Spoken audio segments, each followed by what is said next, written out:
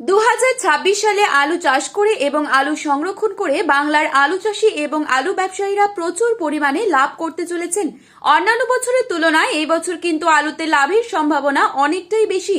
গত কয়েক বছরে আলু চাষীরা আলু চাষের ক্ষেত্রে নানান অসুবিধার সম্মুখীন হয়েছেন। সেই ক্ষেত্রে সকলেই রাজ্য সরকারের দ্বারস্থ হয়েছিলেন, কিন্তু রাজ্য সরকারের কাছ থেকে তেমন কোনো সুরাহা মেলেনি।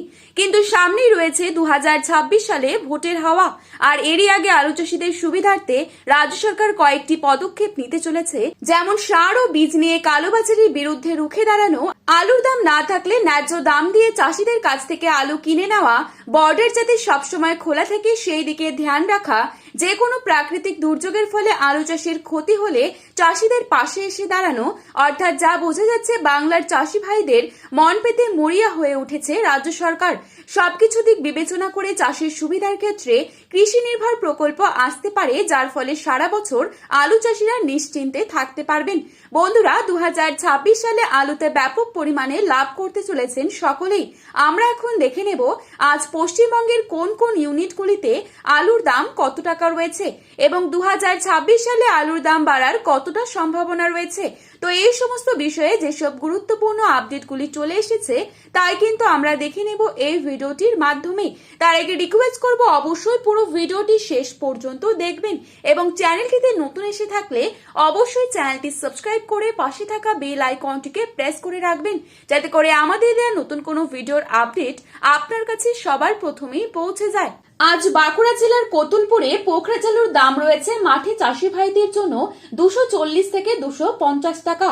পয়েন্ট লোড লক্ষ্য করা যাচ্ছে 290 থেকে 300 টাকা।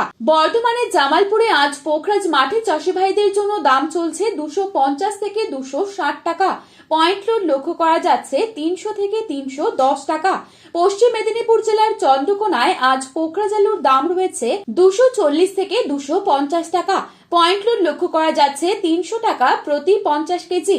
বর্ধমানের ঘুষখরাতে, যেখানে মাঠে চাষি ভাইদের জন্য পোখরাজ আলুর দাম চলছে 250 থেকে 260 টাকা। পয়েন্ট লোড লক্ষ্য করা যাচ্ছে 300 টাকা। আজ বাঁকুড়ার বিষ্ণুপুরে পোখরাজ আলুর দাম রয়েছে 240 থেকে 250 টাকা এবং পয়েন্ট লোড লক্ষ্য করা যাচ্ছে 300 টাকা প্রতি 50 কেজি রেডি। আজ ক্ষীরপাই ইউনিটে পয়েন্ট লোড মাঠে চাষি ভাইদের জন্য রয়েছে 340 থেকে 350 টাকা। আজ মুর্শিদাবাদ জেলার ডাকবাংলোতে পোখরাজ আলুর দাম রয়েছে 270 থেকে 280 টাকা। পয়েন্ট লোড লক্ষ্য করা যাচ্ছে 320 থেকে 325 টাকা। বাঁকুড়ার সোনামুখীতে পোখরাজ আলুর দাম চলছে 220 থেকে 230 টাকা। পয়েন্ট লোড লক্ষ্য করা যাচ্ছে 270 টাকা।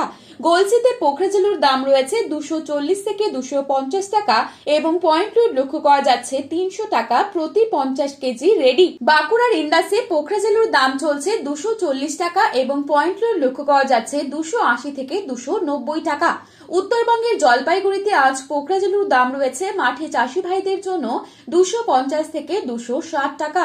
পয়েন্ট লোড লক্ষ্য করা যাচ্ছে 280 টাকা। মালদাতে আজ পোখরাজ আলুর দাম চলছে 300 থেকে 325 টাকা প্রতি 50 কেজি রেডি এবং পয়েন্ট লোড লক্ষ্য করা যাচ্ছে 290 থেকে 300 টাকা।